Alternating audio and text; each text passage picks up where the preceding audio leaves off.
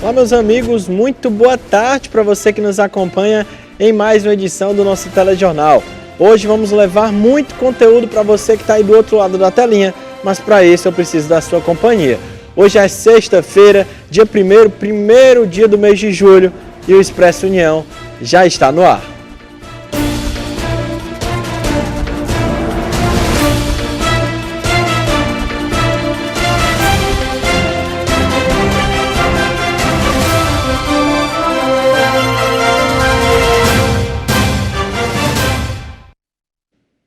E eu já começo o jornal de hoje fazendo aquele convite para você acompanhar o nosso Expresso União de onde você estiver. Ao mesmo tempo que eu estou aqui apresentando, simultaneamente nós estamos sendo transmitidos também na nossa plataforma de vídeo na internet.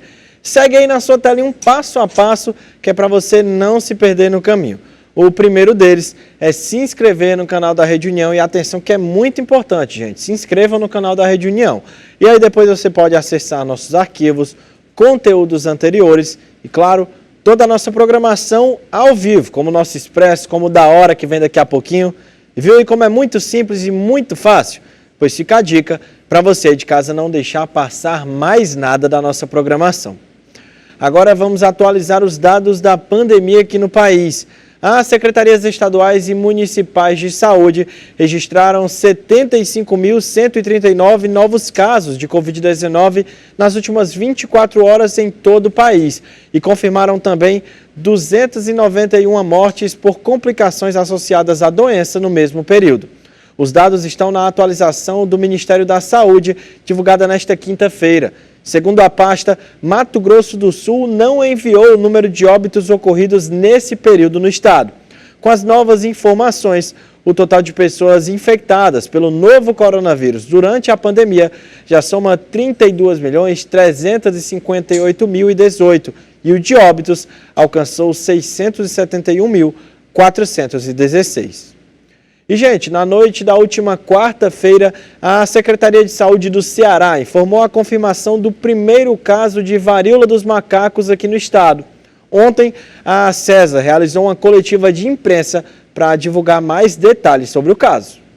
A Secretaria da Saúde do Ceará, a CESA, informou na última quarta-feira o primeiro caso confirmado da varíola do macaco no estado. Desde o início, da circulação mundial, de alguns países apontando o número de casos de monkeypox, como a Itália, Portugal, Espanha, nós aumentamos a nossa sensibilidade para a vigilância dessa doença e observamos também, a partir da primeira quinzena de junho, a confirmação em outros estados do Brasil, iniciando por São Paulo, Rio de Janeiro, Paraná e o Distrito Federal, que estava com um caso em investigação.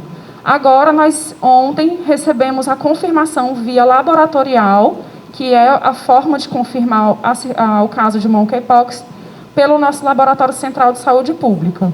O primeiro caso confirmado da varíola dos macacos aqui no Ceará trata-se de um homem de 35 anos residente em Fortaleza, com passagens por Rio de Janeiro e São Paulo, onde a doença já foi confirmada. Mas ele foi visto no hospital nosso, de rede terciária, foi atendido, coletado as lesões, e ele está em casa em isolamento, está bem. E assim, a evolução dessa doença, em geral, é dessa forma, O paciente apresenta lesões, vai para casa para ficar em isolamento. Essa doença, ela geralmente complica em recém-nascidos, em crianças e pacientes com imunodeficiência. No Ceará foram notificados 14 casos suspeitos.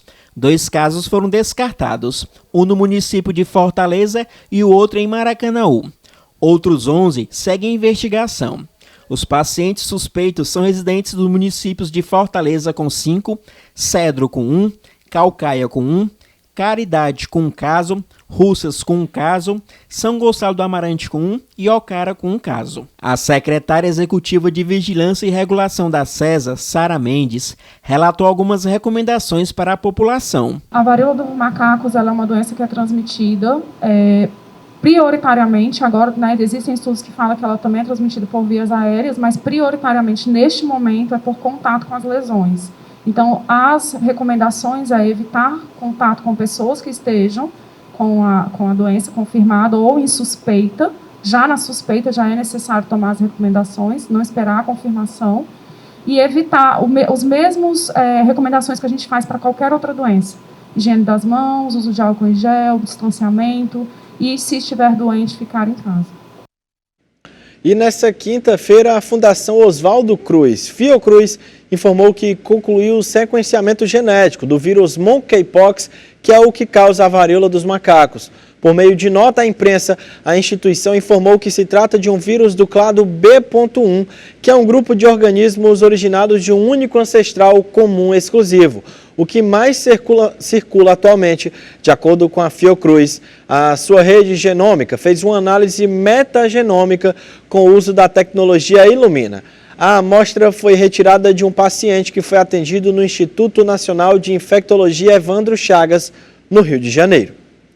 Agora a gente vai falar de um tema muito delicado e que recentemente voltou à tona na mídia, o aborto. A nossa equipe preparou uma reportagem retratando o lado psicológico desse processo. A notícia da gravidez é sempre uma surpresa na vida da mãe e dos familiares, mas às vezes acontecem casos não planejados, por exemplo, o estupro, e a mãe acaba optando pelo aborto, algo que pode ocasionar várias consequências à saúde da mulher. A mulher que realiza o procedimento do aborto, ela irá passar por um longo processo de desorganização a nível emocional. Ou seja, um dos danos psicológicos mais frequentes nessa mulher é uma queda drástica da sua autoestima, um prejuízo no seu sono, no seu apetite. Algumas recorrem a alguns alimentos de forma compulsiva, o uso de bebidas é bem frequente e algumas mulheres ficam suscetíveis a desenvolverem quadros mais severos de ansiedade e depressão. Após o aborto, algumas mulheres acabam sofrendo com a síndrome pós-aborto, como explica Amanda Suliano. A síndrome pós-aborto é uma expressão utilizada em decorrência a uma série de alterações psicológicas negativas, fruto do aborto. A mulher que realiza essa prática, ela está suscetível a ter sentimentos negativos, como raiva, culpa, ansiedade, frustração. Algumas chegam até a apresentar comportamentos autopunitivos, consumo excessivo de álcool e transtornos alimentares. O conjunto desses sintomas caracterizam a síndrome.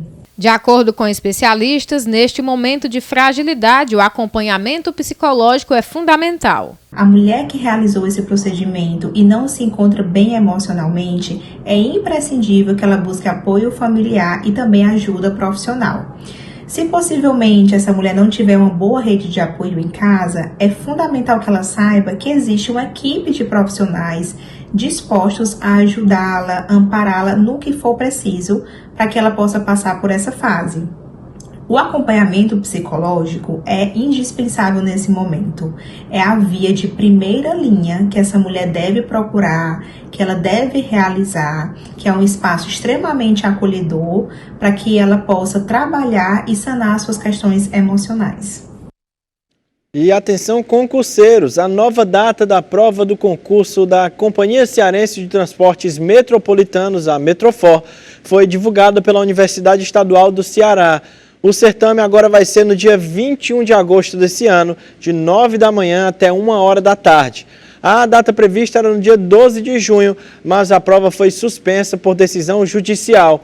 Os novos cartões de informações serão emitidos alguns dias antes da prova para todos os inscritos. O concurso foi retomado após uma nova decisão da Justiça do Ceará.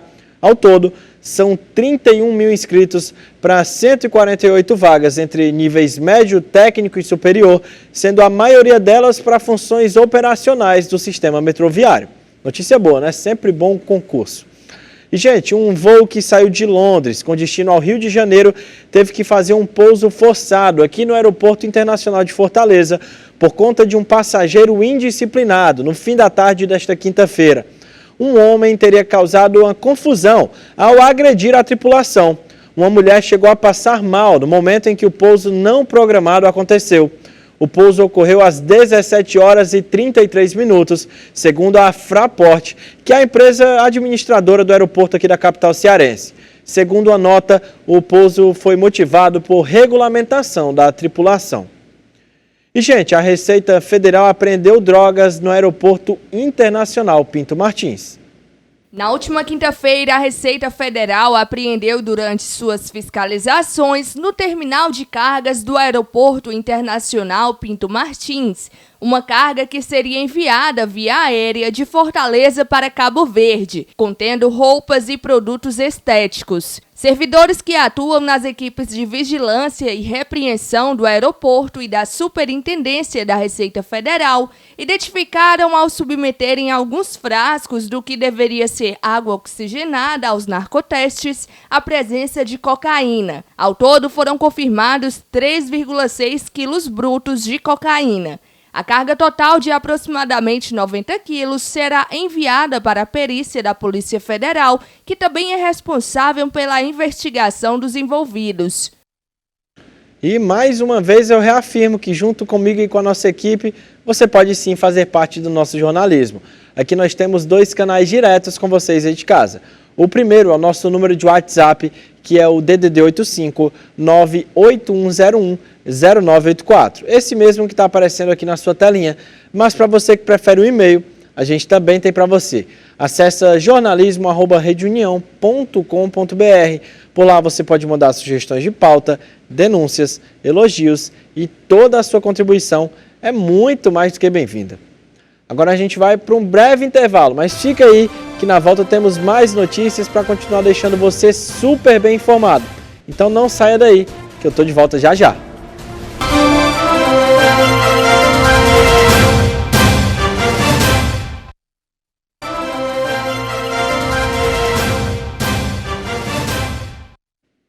E estamos de volta com o nosso Expresso, falando que o Senado aprovou em primeiro turno a nova versão da PEC dos combustíveis. Na última quinta-feira foi aprovado pelo Senado a nova versão da proposta de emenda à Constituição dos combustíveis. Entre alguns pontos do texto está a criação do auxílio de R$1.000 a caminhoneiros e um auxílio ainda sem valor definido a taxistas. O projeto também amplia o Auxílio Brasil para ao menos R$600 mensais e o Vale Gás para cerca de R$120 a cada 2 meses. Essas medidas serão válidas até 31 de dezembro deste ano, segundo o texto. Além disso, o texto também incrementa R$500 milhões para o programa Alimenta Brasil, de compra de alimentos de pequenos produtores e povos indígenas, entre outros, por parte de órgãos públicos.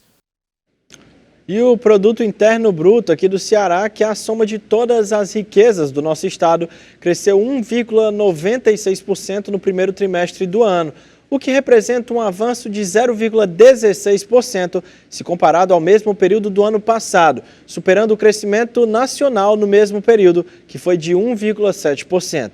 A previsão atual para crescimento em 2022 é de 1,57%, acima do cenário nacional. Os dados foram divulgados ontem pelo Instituto de Pesquisa e Estratégia Econômica do Ceará, que é um órgão vinculado à Secretaria de Planejamento e Gestão. O setor de serviços avançou 4,45% e puxou o crescimento do PIB no estado, também acima da média nacional. Os segmentos de agropecuária e indústria, por sua vez, registraram um recuo de 0,95% e 8,64%, respectivamente. No cenário nacional, a agropecuária caiu 8% e a indústria 1,5%. Falando agora em segurança pública, a Polícia Civil deflagrou a Operação Carquinos aqui no Ceará.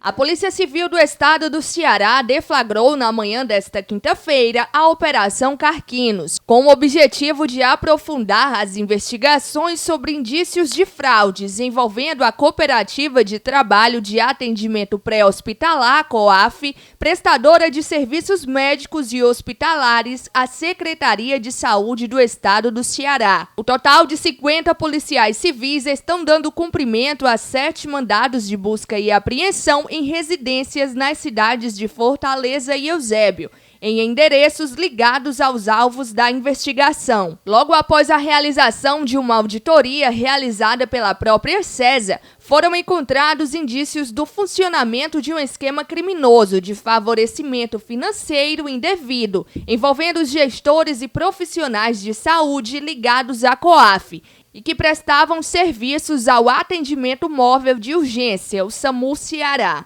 A operação investiga crimes de fraude à licitação, peculato, corrupção ativa, corrupção passiva, associação criminosa e lavagem de dinheiro. E terminam nesta sexta-feira as inscrições para o segundo processo seletivo de 2022 do Sistema de Seleção Unificada, mais conhecido como SISU. Para participar do SISU, vai ser exigido do candidato que ele tenha realizado o Exame Nacional do Ensino Médio na edição do ano passado, obtido uma nota superior a 0 na prova de redação e que ele não tenha participado do Enem na condição de treineiro. O resultado do processo seletivo vai ser divulgado no dia 6 de julho. A matrícula ou registro acadêmico devem ser feitos de 13 a 18 de julho. Já o prazo para os interessados manifestarem interesse em participar da lista de espera vai ser de 6 a 18 de julho.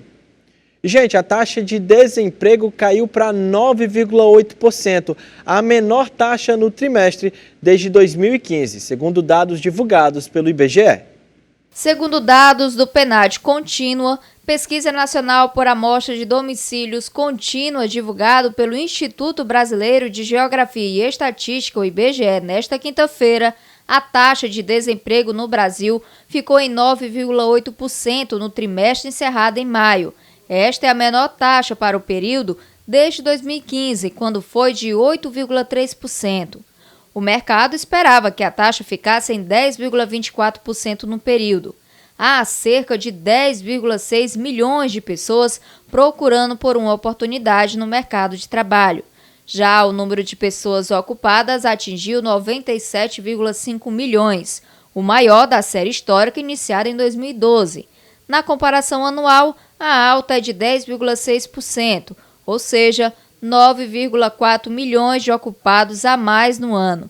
No trimestre, o número de empregados com carteira de trabalho assinada no setor privado subiu 2,8% em relação ao período imediatamente anterior, passando a reunir 35,6 milhões de pessoas. Já a taxa de informalidade foi de 40,1% da população ocupada, ou seja, 39,1 milhões de trabalhadores informais.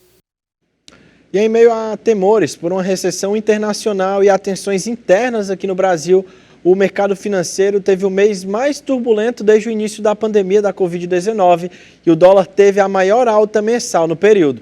O dólar comercial encerrou esta quinta-feira vendido a R$ 5,23, com uma alta de 0,81%.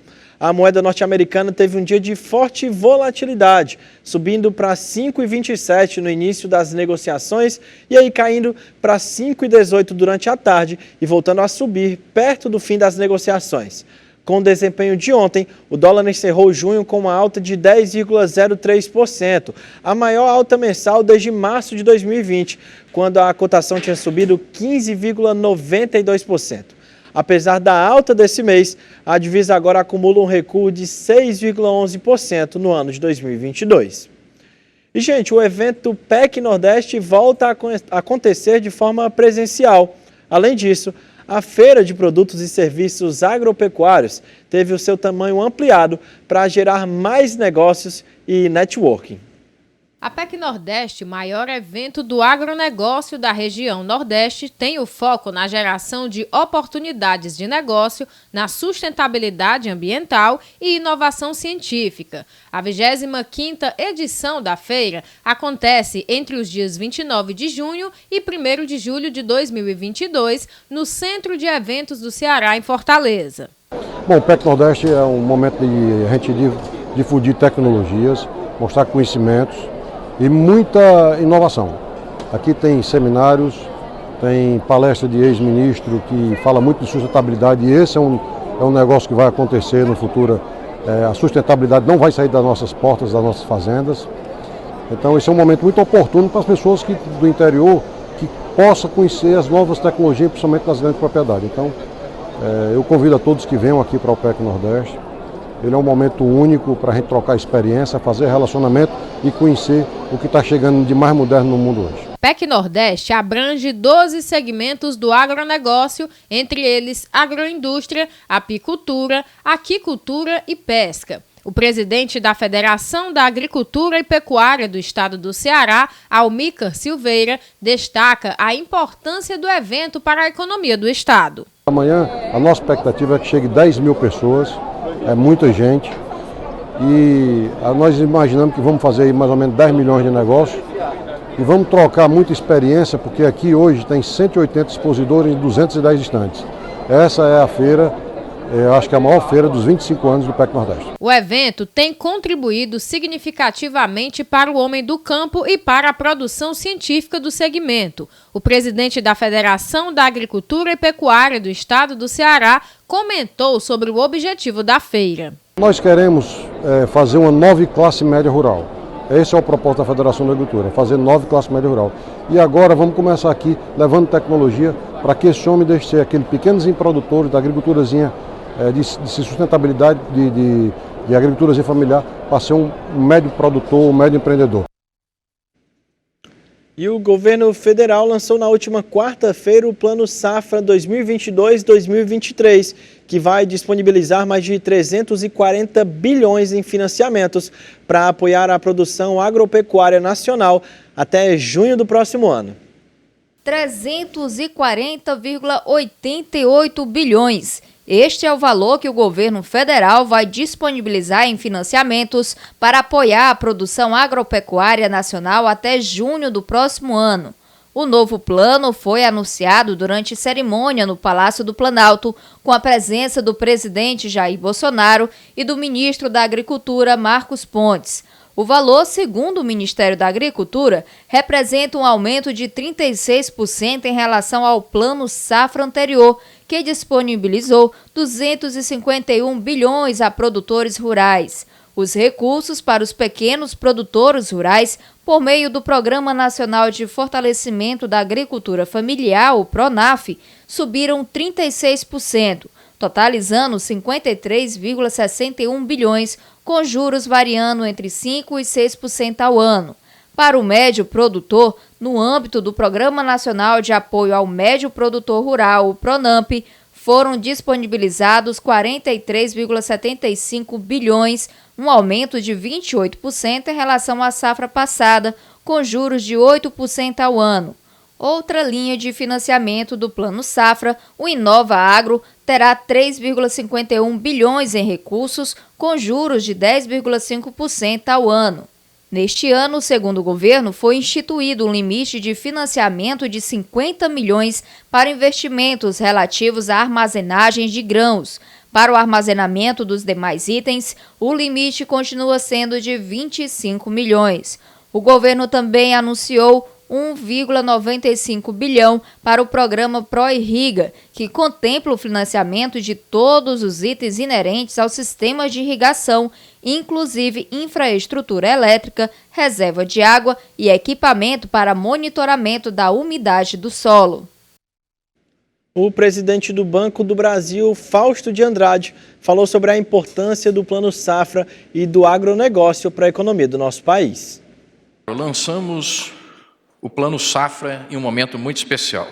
Mais que isso, é um momento de celebração e reconhecimento, dia de mais uma vez agradecermos e valorizarmos os milhares de produtores rurais de todas as regiões do nosso país, que diariamente, com muito trabalho e dedicação, alimentam milhões de pessoas no Brasil e no mundo, geram empregos e divisas para o crescimento da nossa economia. Muito obrigado a vocês, agricultores e agricultoras, a vocês, pecuaristas, pelo trabalho de sempre. Vocês são o orgulho do Brasil, vocês fazem a economia do Brasil girar, porque o agro não pode parar.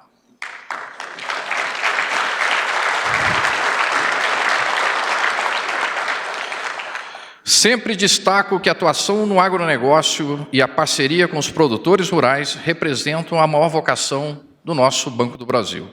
Conhecemos de longa data o valor dessa parceria. temos muito orgulho de estar lado a lado com cada produtor rural que transforma o campo, com mais produção, mais produtividade, mais preservação ambiental, conquistando mercados externos com empreendedorismo, profissionalismo e patriotismo. E o nosso Expresso de hoje está chegando ao fim. Sempre muito bom contar com a sua companhia aqui na nossa TV União. Uma ótima sexta, um excelente comecinho de fim de semana e um grande abraço. Tchau, tchau.